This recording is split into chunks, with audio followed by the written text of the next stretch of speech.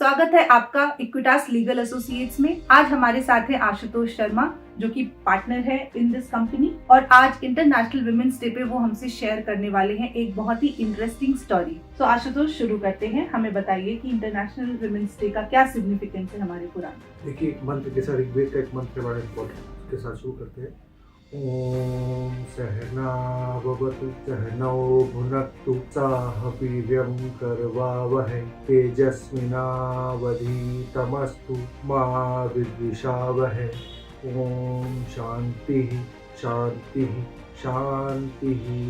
देखिए, महाभारत के आदि पर्व में एक मंत्र मिलता है, यदि हास्ति तदन्यत्र यन्ने हास्ति न तत्व क्वचित्।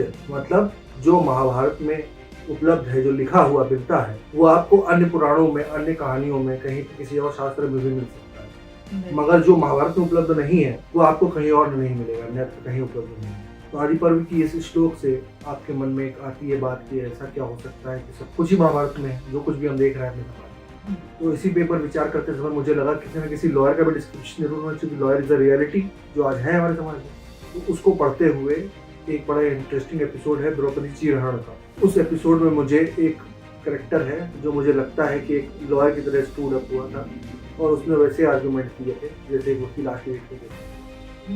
हालांकि यार डेमोक्रेटिक सेटअप में वकालत करना फिर भी आसान है। उसने तो एक ऑटोक्रेटिक समाज में एक राज सत्ता के खिलाफ खड़े होकर वकालत की और चैलेंज किया था। आज उसी एपिसोड के बारे में हम कुछ कहना चाहेंगे। द्रौपदी चीरहरण के बारे में हमें लगता है मेरे सारे व्यूअर्स सब जानते हैं कहानी।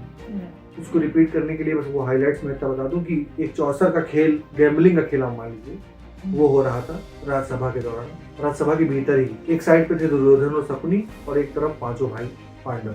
और उस गेम में पांडव सब हारते जा रहे थे। हद तो तब हो गई जब सब भाई अपने स्वयं को भी हार गए और अंत में युधिष्ठिर ने अपनी पत्नी मतलब द्रौपदी को भी दांव पे लगा दिया और उस दांव को भी हार गए। हारने के बाद ये माना गया दुर्योधन की तरफ से कि अब चूंकि द्रौपदी भी हार गए, द्रौपदी हमारी दासी हो गई है। अब चूंकि अगर द्रौपदी दासी हो गई है तो उस पर अधिकार दुर्योधन ने कहा मेरा है। तो उसने अपने भाई दुशासन से बोला कि जाके महल से खींच उसके बाल केश पकड़ के खींच के ले आओ इसी राज दरबार में और इसका चीरहरण किया जाएगा इसी राज दरबार में। और फिर वो द्रौपदी को जाके खींच के लेके आता है। उसका चीरहरण का प्रोसेस शुरू होता है और ये इविल डिजाइन दुर्योधन का सक्सेसफुल हो ही रहा था और कोई बीच में नहीं खड़ा होकर कुछ भी आपत्ति कर रहा। जहां पर आप सोचे द्रोण, कृपाचार्य और भीष्म पितामह जैसे महान धर्मभीरू लोग बैठे हुए हैं, उनमें से किसी ने आवाज नहीं उठाई। इस कृत्य को होने दे रहे थे सब लोग राज सत्ता के समर्थन में, उसके खिलाफ कोई आवाज नहीं उठा रहा था। और तब जाके अंततोगत्वा भगवान श्री कृष्ण ने आकर द्रौपदी की लाज बचाई। लेकिन उसी दौरान कौरवों के साइड से एक कैरेक्टर है विकर्ण,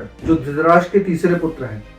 धृतराष्ट्र के 100 पुत्र बोले जाते हैं, उनमें से तीसरे जो पुत्र उनका नाम विकर्ण बताया गया है महाभारत में। विकर्ण खड़े होते हैं और ऑब्जेक्ट करते हैं इस प्रोसेस को और वो अपने आर्गुमेंट जो दे रहे हैं वो उनके आर्गुमेंट बड़े इंटरेस्टिंग है। वही मैं आज आपको बताने के लिए बैठा हूँ। पहला उनका आर्गुमेंट ये है कि युधिष्ठिर का ही केवल अधिकार नहीं है द्रौपदी पे। द्रौपदी के 5 पति हैं, युधिष्ठिर, भीम, अर्जुन, नकुल और सहदेव। तो जब 5 पति हैं द्रौपदी के तो पांचों का बराबर अधिकार है उसको। तो अकेले युधिष्ठिर उसको दांव पे कैसे लगा दिए? और यदि वो उसको दांव पे लगा दिए हैं तो ऐसा स्टेक, ऐसी बेट लीगल नहीं इलीगल है। तो he had no legal or moral right to put Draupadi on stake, being one of the 5 husbands of Draupadi. So it is as well as good as a legal argument. विकर्ण जो बात कह रहे हैं ये legality की बात है। जब 5 पति हैं उसके तो जॉइंट प्रॉपर्टी हुई ना। वो अगर प्रॉपर्टी पहली बात तो हुई नहीं, वाइफ कैसे प्रॉपर्टी हो जाएगी? बट अगर वो प्रॉपर्टी मान भी लिया जाए उस समय के शास्त्रों के अनुसार, जो भी उस समय कस्टम थे कि पत्नी पर पति का अधिकार होता है, तो 5 पति का अधिकार है ना। तो केवल युधिष्ठिर कैसे अकेले कैसे? और सेकंड आर्गुमेंट उन्होंने जो दिया कि ये जो चौसर का खेल हो रहा था, जो गैम्बलिंग हो रही थी, वो भी बहुत मैनिपुलेटेड था शकुनी के द्वारा। Shakuni was mama of Duryodhan. Duryodhan was the leading character from the Kaurava side. Mahabharat की कहानी सभी लोग जानते हैं भारतीय होने के नाते, तो उसको बार बार रिपीट ना करें तो समय बचेगा।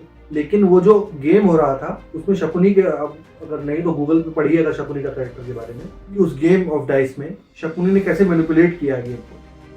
और शकुनी की मैनिपुलेशंस की वजह से, और युधिष्ठिर खुद उस गेम में इतने इंटॉक्सिकेटेड थे, नशे में थे वो उस गेम के, कि उनके जो भी एक्शंस उस गेम के दौरान लिए गए, जो भी उन्होंने जो भी बात कही है, जो भी दांव पे लगाया है, वो सबको लीगली करेक्ट नहीं माना जा सकता। वो अपनी फ्री विल पे नहीं खेल रहे थे, वो मैनिपुलेटेड थे युधिष्ठिर। इस वजह से उसका दूसरा आर्गुमेंट है कि पूरा गेम ही विशिएटेड है, दूषित है ये खेल। और इस दूषित खेल के चक्कर में आप द्रौपदी का चीरहरण कर रहे हैं तो आपने दासी मान लिया है, तो ये गलत हो रहा है। और वो खड़ा कहाँ हो रहा है, जहाँ उसके 99 भाई हैं, उसके पिता हैं, और द्रोण, कृपाचार्य और भीष्म पितामह जैसे महान लोग भी बैठे हुए हैं, वहां खड़े होकर उसने आवाज उठाई। इतना साहस एक अधिवक्ता में ही हो सकता है। Though he was not enrolled as an advocate, there was no process of that. देखिए, अगर बहुत पास्ट में जाएंगे तो पहला लॉ मेकर तो मनु को कहते हैं हम लोग, मनुस्मृति। तो उस समय ऐसा कोई पद नहीं होता था अधिवक्ता का, लेकिन जो कैरेक्टर है, उसका जो बातें हैं, वो एक अधिवक्ता से मिलती जुलती हैं। वकील का ही तो काम है शोषित की आवाज उठाना। न्यूट्रल मतलब करेक्ट, शोषित की आवाज उठाना। कुछ तीसरा आर्गुमेंट भी है? ब्रॉडली इसमें सब कवर हो जाता है, प्राइमरली यही बात है।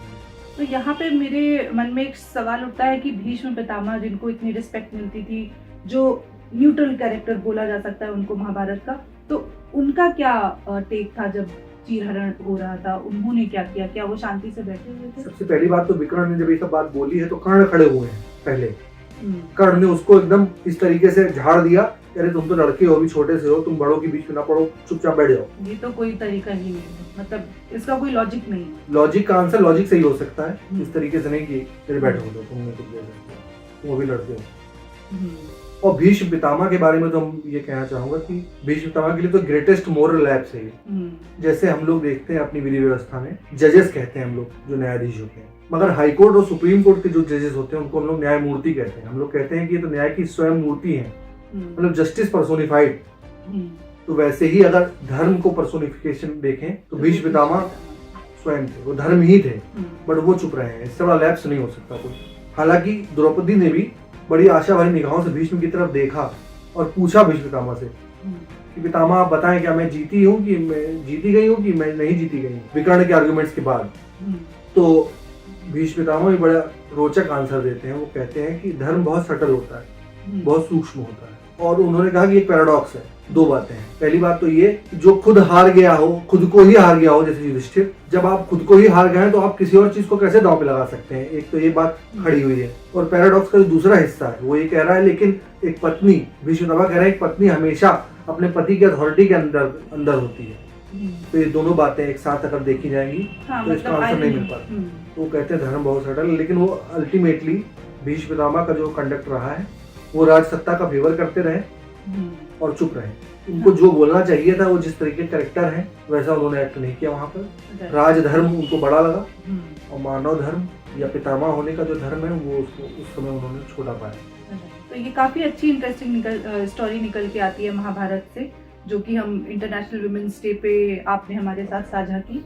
और ये स्टोरी ज्यादा से ज्यादा लोगों के बीच में जानी चाहिए। इसके लिए आप इस वीडियो को जरूर शेयर करिए अपने फ्रेंड्स एंड फैमिली के साथ, जैसे और भी लोगों को पता चले इस इंटरेस्टिंग स्टोरी के बारे में।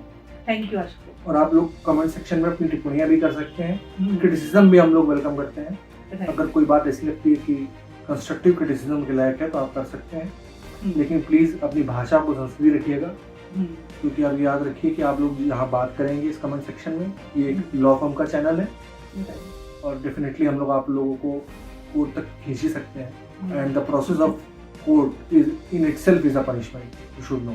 यार बहुत ही अच्छी बात कही आपने। Thank you so much. आपकी कोई भी लीगल क्वेरी हो आप कमेंट सेक्शन में हमसे पूछ सकते हैं। Thank you.